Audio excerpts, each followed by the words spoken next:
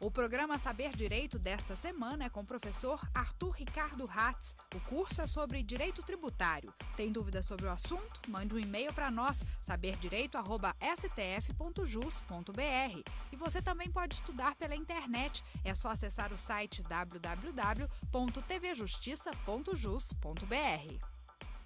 Olá, eu sou o professor Arthur Ricardo Hatz. Estamos aqui mais um dia no programa Saber Direito para discutir um tema que se chama precatórios e a prática tributária. Já verificamos aqui em outras aulas que a prática tributária ela tem de uma forma insistente a utilização dos precatórios. E precatório nada mais é, como nós já ressaltamos em várias aulas, a dívida do Estado. Poderia, portanto, esse credor do Estado fazer um encontro de contas com o próprio Estado quando tiver uma dívida com ele? Nós estudamos sobre a compensação, verificamos que existia a possibilidade de compensar tributos com precatórios de acordo com as emendas constitucionais, número 30 e número 62. Verificamos ainda a prática na sistemática da Lei de Execução Fiscal, a Lei 6.830 de 1980. Verificamos que pode o precatório ser nomeado como bem à penhora, de uma forma esporádica. Pode ainda ser esse precatório penhorado quando dá visita de um oficial de justiça à casa ou à empresa de um contribuinte. Verificamos também que existem alguns fundamentos relevantes no Supremo Tribunal Federal sobre a aplicabilidade desta matéria.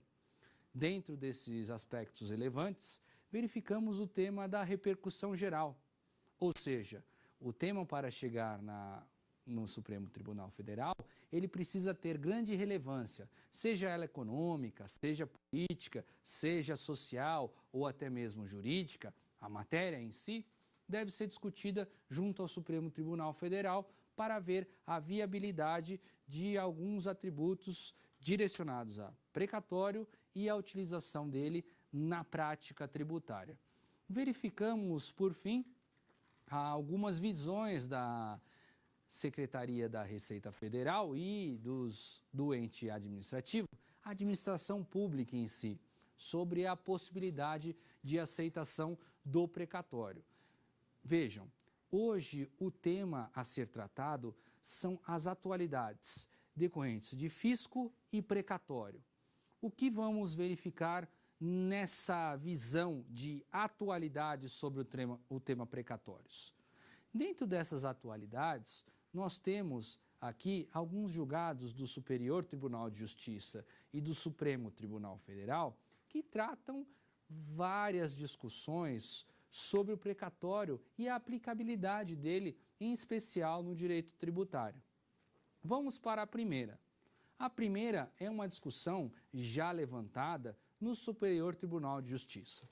No Superior Tribunal de Justiça, analisamos, através de um agravo regimental, num RESP 1220727, a seguinte questão: existe a possibilidade de fracionamento de honorários na sistemática do RPV e precatórios?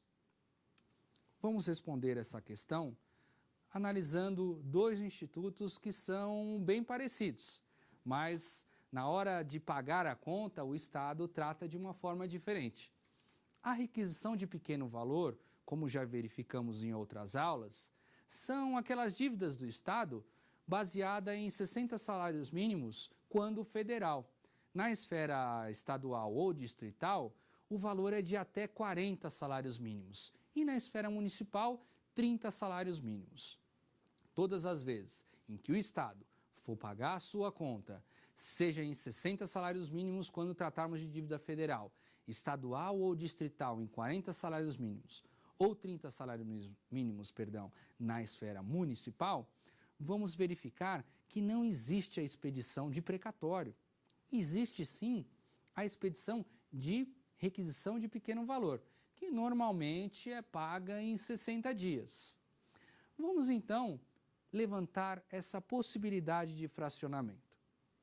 Se um determinado advogado está lá sustentando uma causa para o seu cliente, em que ele ganhou. A decisão transitou em julgado e vão expedir o precatório. O valor dos honorários dele não alcança, vamos imaginar aqui dentro da esfera municipal, os 30 salários mínimos. Não alcançou. E o crédito do seu cliente, por sua vez, ultrapassa esses 30 salários mínimos. E aí, haveria a possibilidade de fracionamento do precatório do seu cliente e a requisição de pequeno valor, que é menor do que os 30 salários mínimos decorrente dos seus honorários? Recentemente, o Superior Tribunal de Justiça decidiu que são valores distintos. Inclusive, já com uma jurisprudência que vem de alguns anos do Superior Tribunal de Justiça, a execução dos honorários do advogado, ela pode ser desenvolvida de uma forma autônoma. Não existe essa necessidade de um vínculo com o precatório do seu cliente. Então, se este advogado possui um valor para receber decorrente de uma expedição de precatório para o seu cliente e os honorários dele, nessa esfera municipal que demos o exemplo, não supera os 30 salários mínimos, haveria a possibilidade dele receber de imediato e não aguardar esses 10 ou 15 anos, mesmo 5, diante da proposta da ação direta de inconstitucionalidade número 4357, que agora faz parte da relatoria do ministro Luiz Fux, onde você teria que aguardar longos anos para receber esta quantia. O advogado pode, portanto, ter o fracionamento entre requisição de pequeno valor e o precatório do seu cliente. O precatório entra na sistemática normal, ordem cronológica. A requisição de pequeno valor pode ser paga um pouco mais célere. E aí, o julgado traz a seguinte questão. A jurisprudência do STJ começou a se formar no sentido da possibilidade de expedição de honorários na sistemática do RPV, a requisição de pequeno valor, apartados dos precatórios, principalmente nos julgados. E aí traz o RESP 905.190 da teoria do atual ministro do Supremo Tribunal Federal, ministro Teori Zavascki, que à época ele estava no STJ, e também outro julgado, que é um agravo regimental, em um agravo de instrumento, que é 1064622, da relatoria do ministro Herman Benjamin. Ficou pacificado no STJ, portanto, a possibilidade de fracionamento de honorários decorrente de valores de RPV, ou que alcance o teto do RPV, e precatórios. Temos um outro tema muito interessante, que é a compensação de crédito tributário federal, tributos federais, com precatórios estaduais. Vejam, a sistemática da compensação, em regra, ela clama o quê? Mesmo credor e devedor. Nós verificamos isso na segunda aula, sobre compensação de precatórios. Nós analisamos ainda que a dívida tinha que estar vencida e que ainda tinha que ser fungível, ou seja, a dívida é equivalente. Se nós tivermos uma autorização na sistemática do artigo 170 do Código Tributário Nacional, onde a lei permite a compensação naqueles modos, haveria a possibilidade? Ou ainda, se nós analisarmos a essência do tributo, ela é federal e o precatório é estadual. São entes federativos distintos. Haveria, nesse caso, uma possibilidade de compensação desses tributos com os precatórios. Vejam, existe na sistemática da emenda constitucional número 62 a possibilidade da União assumir as dívidas do Estado. Nesse caso, que é um caso em que beneficia o credor do precatório, a União estaria assumindo dívidas do Estado. Acreditamos que se uma lei trouxesse de uma forma específica a possibilidade da União assumir essas dívidas do Estado, automaticamente haveria a possibilidade de compensar. esses tributos federais com os créditos decorrentes de precatórios estaduais, diferentemente do que existe hoje. Existe autorização hoje, sim, da União assumir as dívidas do Estado, mas existe a necessidade de uma lei regulamentar isso. Pode ainda uma lei autorizar a compensação de tributos federais com créditos de precatórios.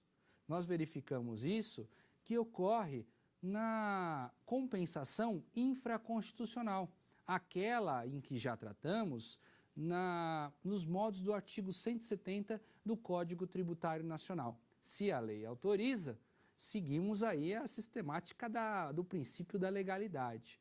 E aí sim haveria a autorização de compensação. Temos um outro julgamento que traz a seguinte ementa: vencimentos do servidor, restabelecimento, ou seja, ele tinha um vencimento, tinha um determinado salário e houve uma suspensão durante um determinado momento e ele voltou a receber. Por isso que é vencimentos do servidor, restabelecimento. Rito dos precatórios, inaplicável entre decisão do mandamos e cumprimento. Vamos aqui trazer o que quer dizer este julgamento no Superior Tribunal de Justiça que ocorreu recentemente, em abril de 2014. Um servidor, ele tem a suspensão de um determinado benefício. E aí ele ajuiza uma ação, um mandado de segurança, o chamado mandamos, que lemos aqui na ementa. Esse mandamos, ele vai lá e confirma essa decisão do mandado de segurança, confirma que o servidor deveria receber aqueles benefícios. E entre a decisão do mandado de segurança e um cumprimento, às vezes pode ser que estamos a discutir aí uns 2 meses até. Não sabemos se houve o cumprimento, o processo às vezes fica numa prateleira e até que se junte, até que numere página. Ou seja, às vezes passam alguns dias ou até alguns meses em que o servidor não recebeu aquele benefício em que a lei já determinava. E aí, ao não receber esse benefício, ele interpõe esse recurso ou mesmo ele ajuiza esta ação para que, no momento em que impetrar o mandado de segurança, esse benefício seja restabelecido no seu salário. Entre o momento em que ele já recebia e aí teve a suspensão, no momento em que conseguiu a decisão favorável da impetração do mandado de segurança e o cumprimento dessa decisão, surge a questão. Esses valores diferentes do vencimento do servidor público, haveria a necessidade de expedir um precatório? O STJ entendeu que não, porque já existia um benefício para o servidor e o servidor durante um mês ou 2, talvez, dentro desse pequeno período, ele não teve o vencimento na forma em que a lei exigia. E aí, posteriormente, ele exigir esse cumprimento da decisão judicial, ele foi restabelecido nos valores que teria que receber. Quando ocorre isso, o restabelecimento desses valores, não existe a necessidade de expedição de precatório. Ele tem que receber de imediato, sem ter o problema de, às vezes, demorar anos para receber o valor da diferença de um salário durante um período e o valor em que foi restabelecido esses vencimentos corretos. Olha o entendimento do STJ.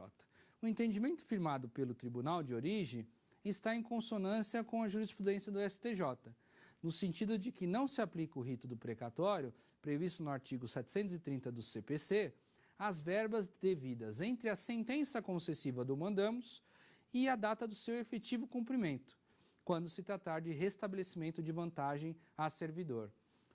Portanto, tinha uma vantagem, foi restabelecida entre a decisão e o cumprimento daquela decisão, houve uma diferença para o servidor receber, não se expede precatório. Temos ainda um outro julgado interessante. Esse julgado, ele inclusive tem uma pertinência quando analisamos o recurso extraordinário número 550.400 da relatoria do ministro Eros Grau, em que ele admitiu a compensação entre crédito de uma autarquia e o ICMS, ou seja, Instituto de Previdência Estadual. Existe uma dívida de precatório. Posso eu compensar essa dívida com o ICMS? Se verificarmos, as dívidas fazem parte de uma mesma fazenda pública. Quem gere esse dinheiro é uma fazenda pública só, fazenda pública estadual. No momento em que analisamos que o dinheiro sai de um caixa só, e esse caixa ele tem também só uma entrada, ou seja, fazenda pública estadual, haveria sim a possibilidade de compensar um crédito de precatório de um instituto de previdência, ou seja, uma autarquia, braço do Estado, com esse tributo do Estado, o ICMS.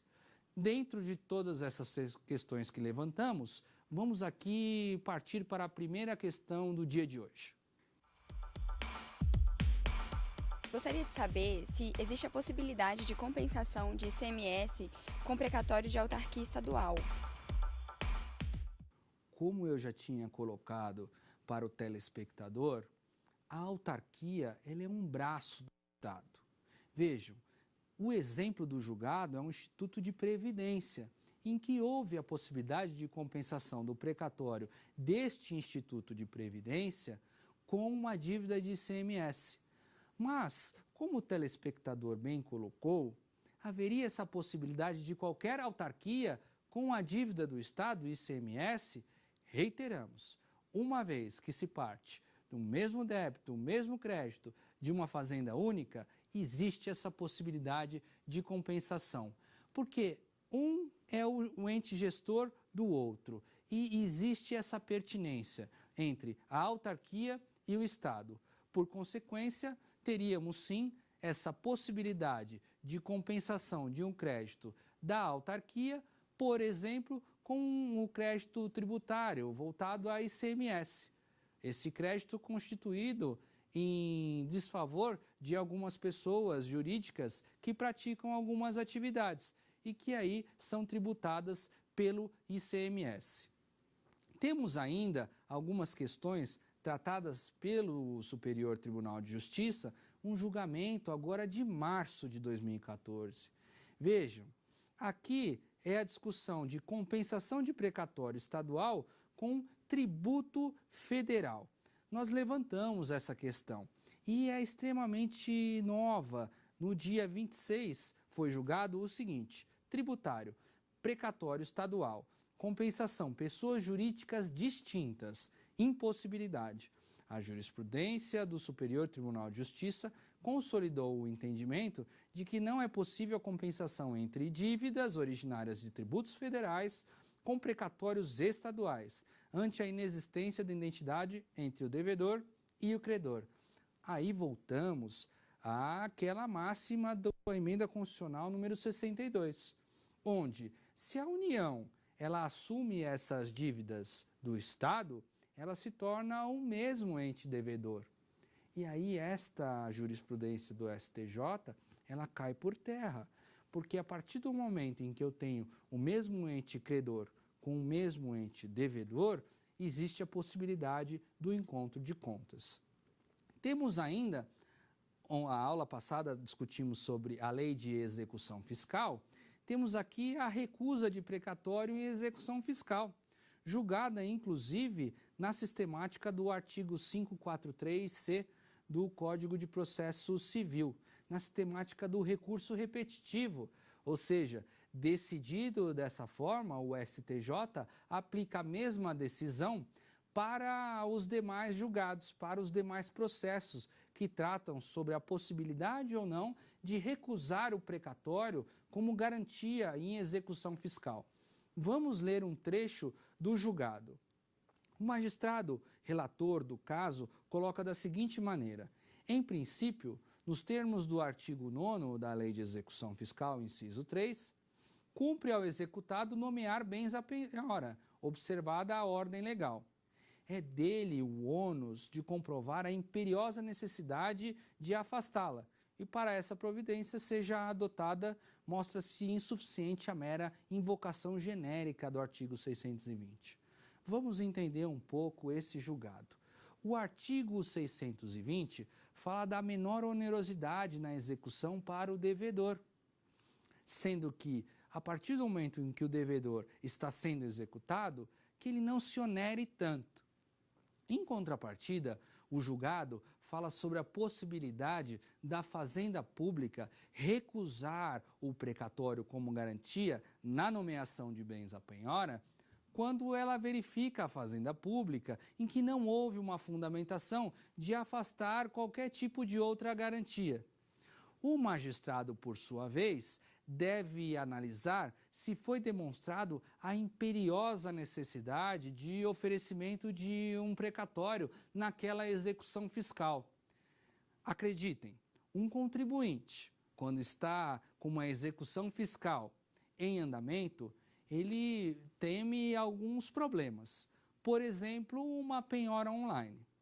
E alguns contribuintes, empresas, por exemplo, essas empresas possuem contas para pagar.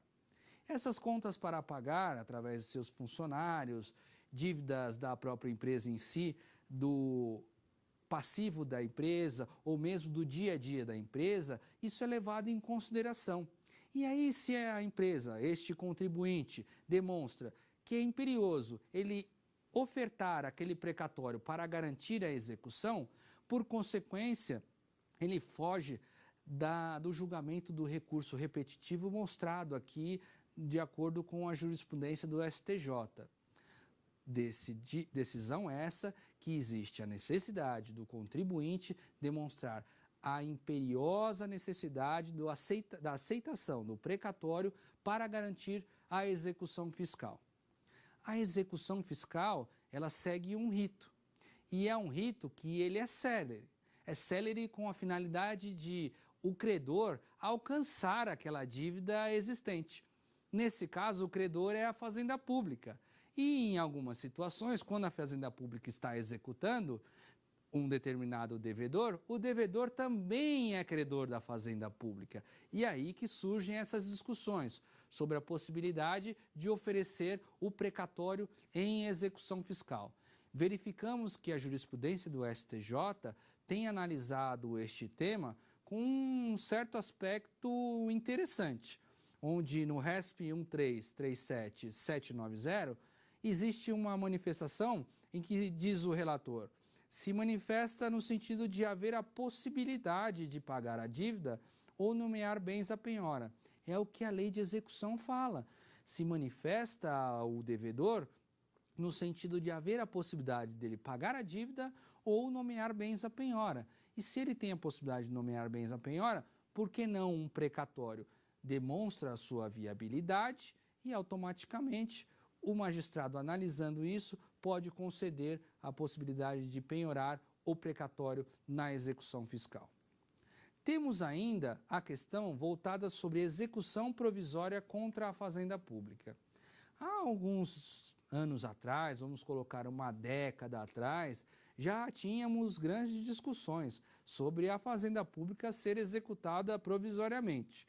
Então pegamos aqui a ementa de um julgado do STJ, também agora de 2014, que trata o seguinte tema: processual civil, ofensa ao artigo 535 do CPC não configurada, execução provisória contra a Fazenda Pública, parte incontroversa, possibilidade.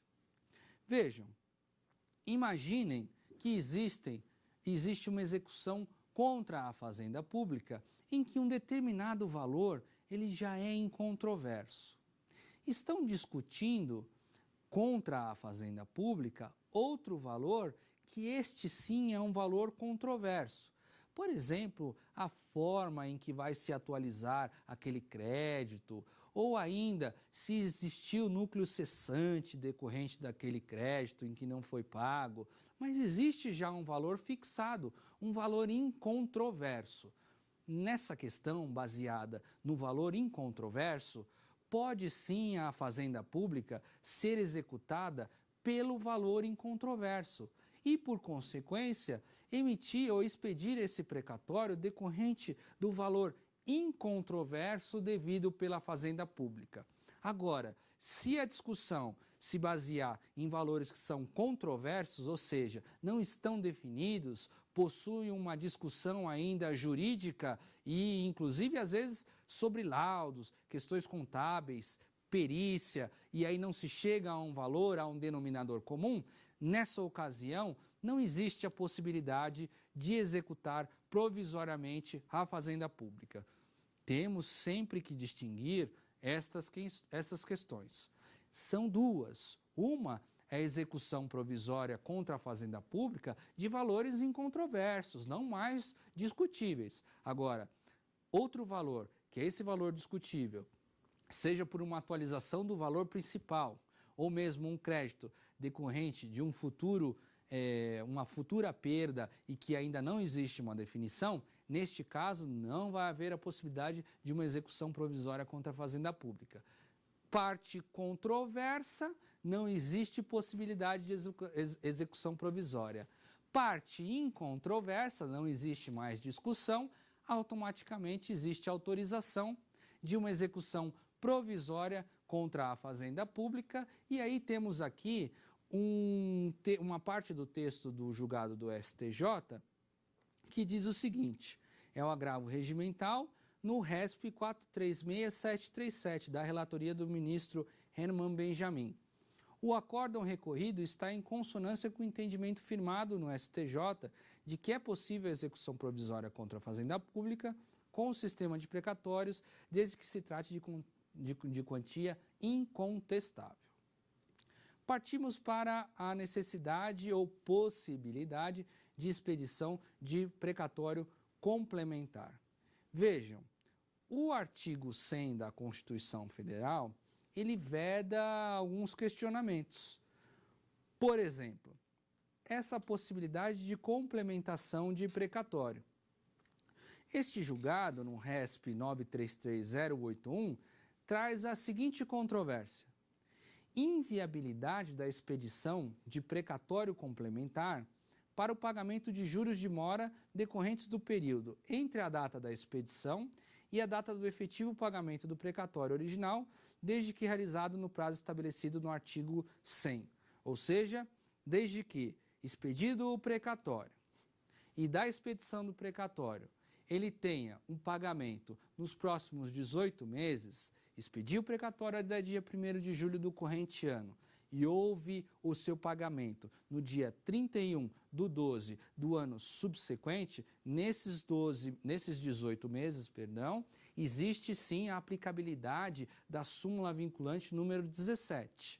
E aí, essa súmula, ela afasta qualquer possibilidade de aplicação de um precatório complementar por conta da atualização desses valores. Imperiosa aí a interpretação voltada também ao período em que esse precatório deve ser pago, porque passados os 18 meses, aí já é uma outra discussão. Aí o credor do precatório, passados os 18 meses e não recebido o valor, ele tem um certo prejuízo. Haveria, por consequência, a necessidade de aplicar uma atualização. Temos ainda uma questão voltada à cessão e à sucessão processual. Cessão do precatório, quando um titular passa para um terceiro este precatório, e aí como se resolve a questão processualmente? Haveria a possibilidade do cessionário, aquela pessoa que recebeu o precatório e agora está utilizando ele, ela fazer parte do processo ou ela participar do processo? Um julgado também recente do STJ é o RESP 1101723 do Estado de São Paulo, que também foi decidido na esfera do recurso repetitivo, traz a seguinte questão: é possível a sucessão processual do credor pelo cessionário, independente da anuência do devedor, na hipótese de cessão do crédito oriundo do precatório. Aqui temos que lembrar o artigo 100, parágrafo 13 da Constituição Federal, O artigo 100, parágrafo 13 da Constituição Federal, ele trata sobre a possibilidade de cessão do precatório. E vejam, a cessão do precatório é a cessão que deve ocorrer no momento em que a pessoa tem o interesse a passar a titularidade do precatório para um terceiro. Neste momento em que passa a titularidade por um terceiro, esse terceiro poderia se beneficiar das mesmas benesses oferecidas por esse titular? Entendemos aqui que este julgamento combinado com o texto da emenda constitucional número 62, em especial o artigo 100, parágrafo 13 da Constituição Federal, autoriza todas as benesses aplicadas ao real titular, que agora é o cessionário. E aí poderia ele participar como um litisconsorte facultativo na esfera processual. E aí acompanhar o processo para que, saindo o valor ou havendo autorização de compensação de precatório com tributo, ele tenha o acompanhamento como tivesse o antigo titular do precatório. Vamos então para a segunda questão de hoje. Qual a diferença entre os precatórios e os direitos creditórios? Todos eles possuem autorização para compensação de tributos?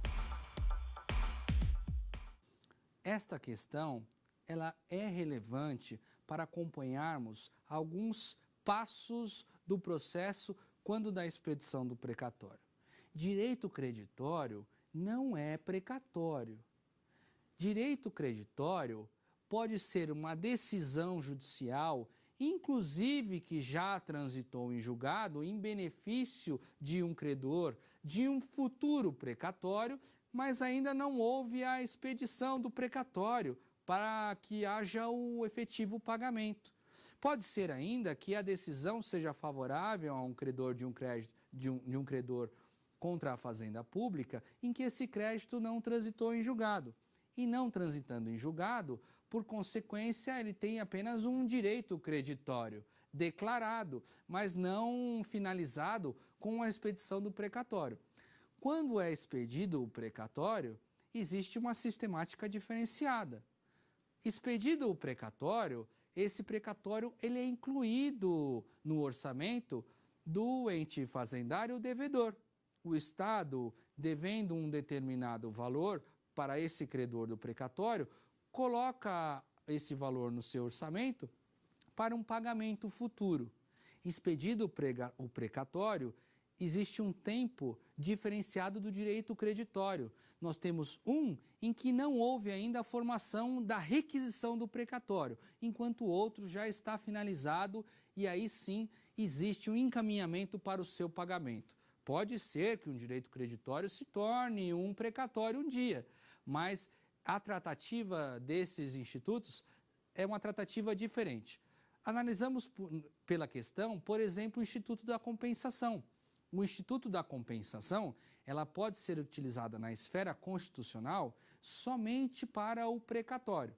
O precatório, ele tem autorização no texto constitucional para a sua compensação com tributos, diferentemente do direito creditório. Só que pode vir a compensação infraconstitucional, como dissemos nas outras aulas, em que a compensação constitucional é essa determinada pela Constituição.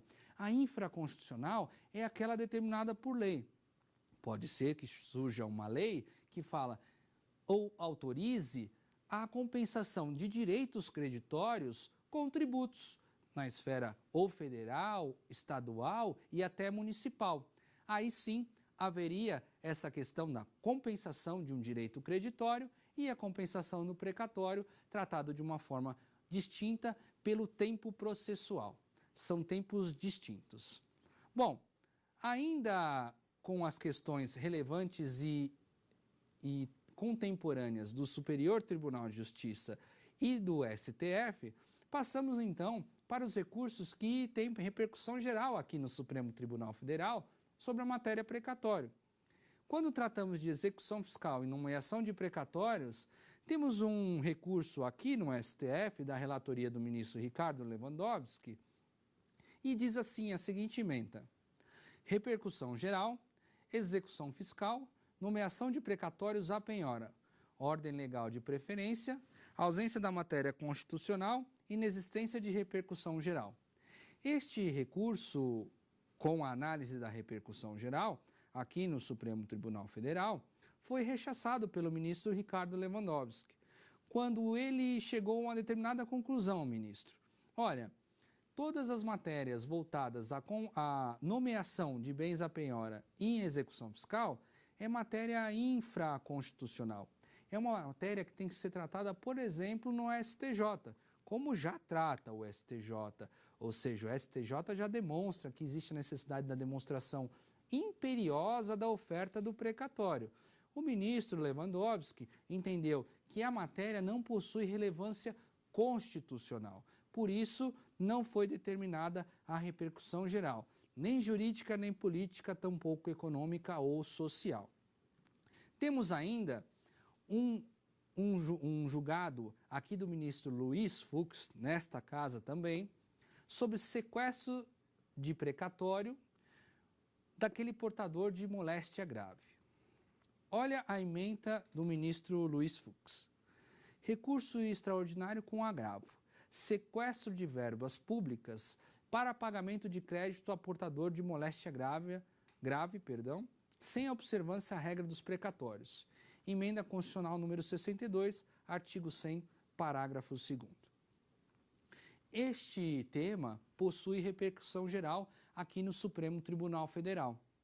Essa repercussão geral é dada por dois aspectos, pelo menos, que não podem ser afastados. Existe repercussão geral pelo fato de afetar a sociedade em geral.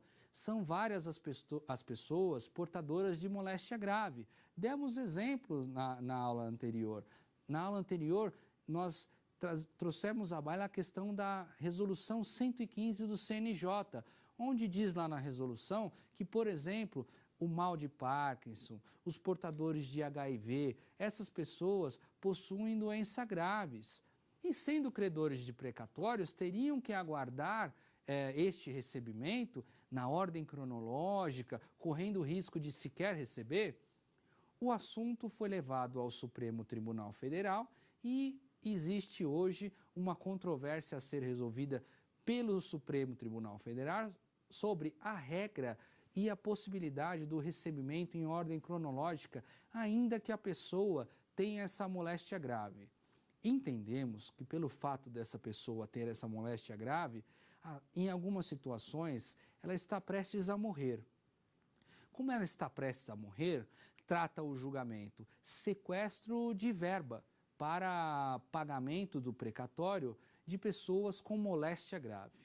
Se chegarmos a algumas interpretações interessantes, que já existem no texto constitucional, podemos chegar, por exemplo, a o pagamento de 3 vezes o valor da requisição de pequeno valor.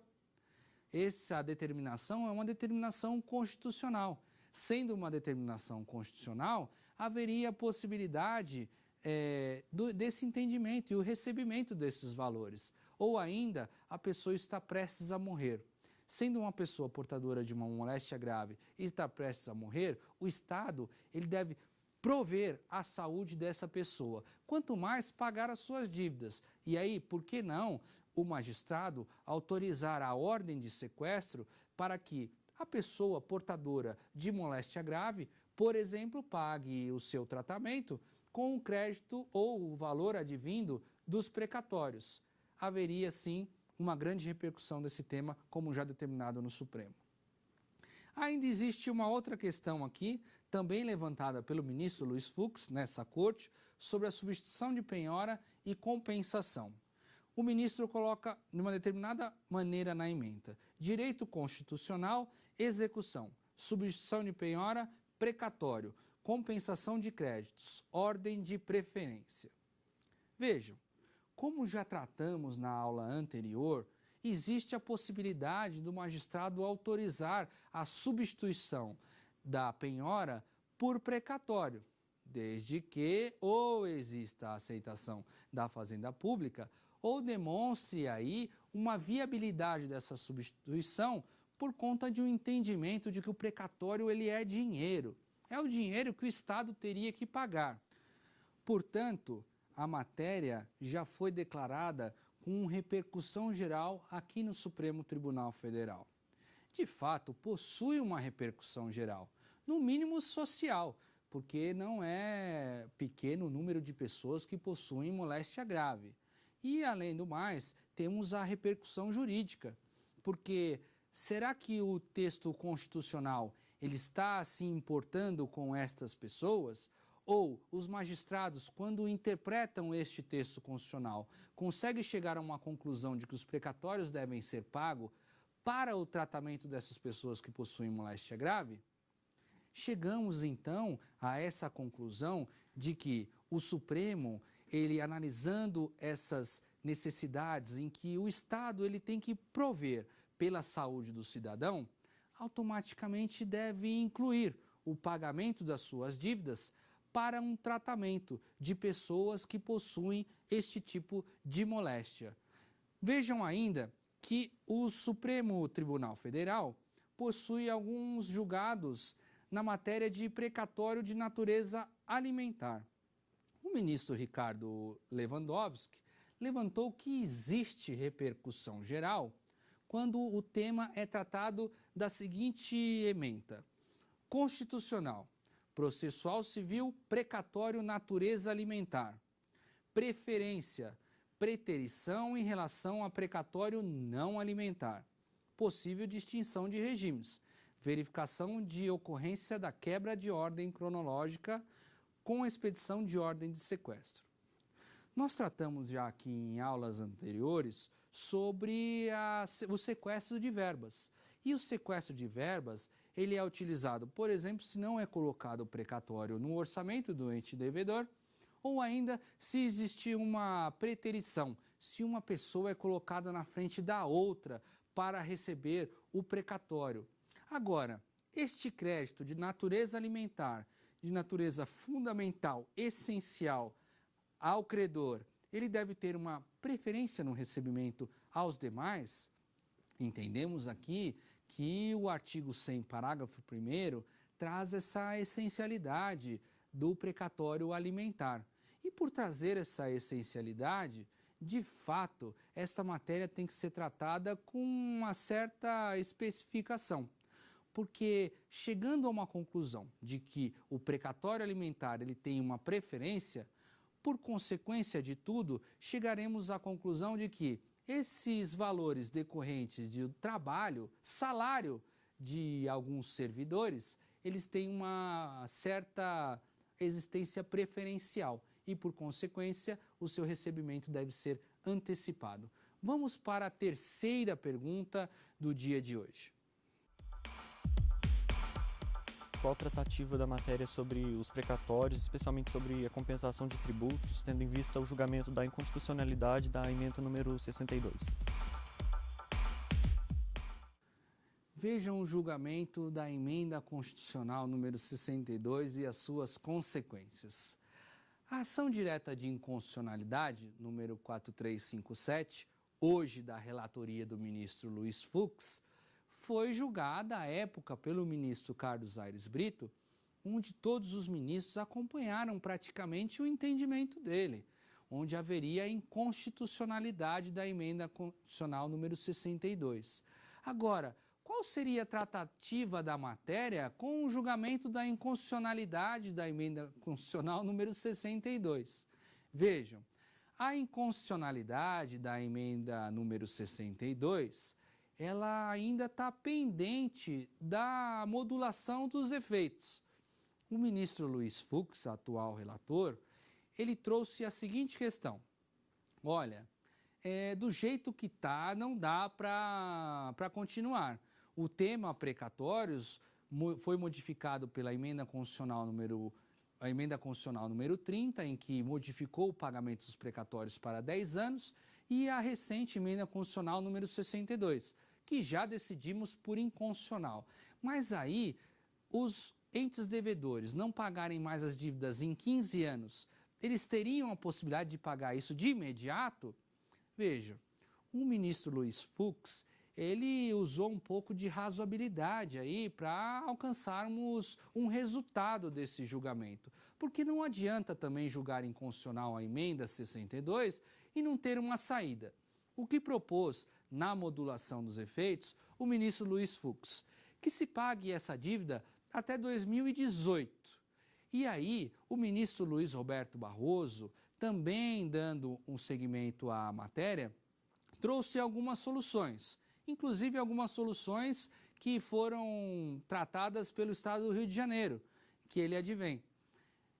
Os depósitos judiciais, por exemplo, poderiam ser utilizados os depósitos judiciais para pagamento dos precatórios. Isso já foi feito no Estado do Rio de Janeiro. Mas a matéria ainda existe uma certa turbulência e não ficou resolvida. Por ora, a tratativa que o telespectador coloca e que nós devemos seguir é a seguinte: de acordo com a determinação do ministro Luiz Fux, na ação direta de inconstitucionalidade número 4357, é que os estados continuem pagando na mesma forma em que foi editada a emenda constitucional número 62.